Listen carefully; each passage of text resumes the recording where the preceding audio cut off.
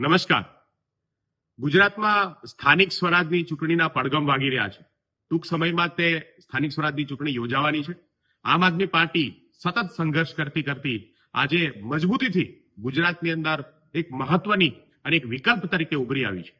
આજે જ્યારે સ્થાનિક સ્વરાજની ચૂંટણી આવે છે ત્યારે આમ આદમી પાર્ટી તમામ સીટો ઉપર મજબૂતીથી ચૂંટણી લડવા જઈ રહી છે અને ઉમેદવારો ઉતારી રહી છે.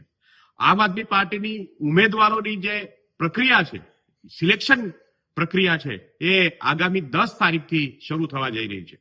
આમ આદમી પાર્ટી દ્વારા 2 સ્તરે આમ આદમી પાર્ટીના ઉમેદવારોની જે પસંદગી છે એ પ્રક્રિયાનું આયોજન થવાનું છે.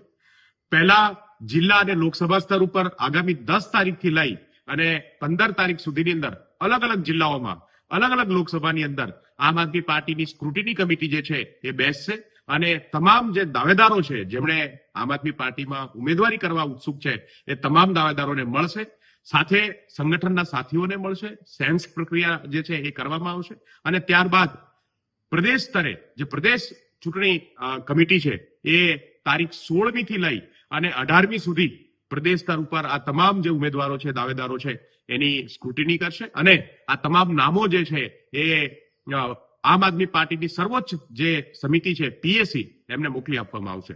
મને પૂરી આશા છે કે આમ આદમી પાર્ટીના તમામ કેન્ડિડેટો જે છે એ આગામી 20મી માર્ચ પછી અમે તમામ સીટો ઉપર મજબૂત દાવેદારો, મજબૂત ઉમેદવારો જે છે એ ઉતારવા જઈ રહ્યા છે અને આ પ્રક્રિયા જે છે એ ખૂબ જ ટ્રાન્સપરન્ટ અને પારદર્શક રહેવાની છે, જેની અંદર પાર્ટીના કાર્યકર્તાઓ, પાર્ટીના પદાધિકારીઓ અને સાથે સમર્થકો પણ આ જે પ્રક્રિયા છે એની અંદર ભાગ લઈ શકશે અને ગુજરાતના લોકો, ગુજરાતના યુવાનો, ગુજરાતની અંદર ગુજરાતને આ ભાજપની પીડામાંથી મુક્ત કરવા માંગતા તમામ લોકોને આમ આદમી પાર્ટીની આ સ્ક્રુટિની પ્રક્રિયાની અંદર સહકાર કરવા બદલ અને જેમણે પણ ઉમેદવારી કરવી છે, જેમણે પણ રાજનીતિમાં આવવું છે, એ આ જિલ્લા સ્તરની જ્યારે આમ આદમી પાર્ટીની સ્ક્રુટિની પ્રક્રિયા, સેન્સની પ્રક્રિયા થતી હોય એમાં ભાગ લેવા માટે આપ સૌને આવકારું છું અને આવો સાથે મળીને ગુજરાતને ભાજપના અત્યાચારથી મુક્ત કરીએ.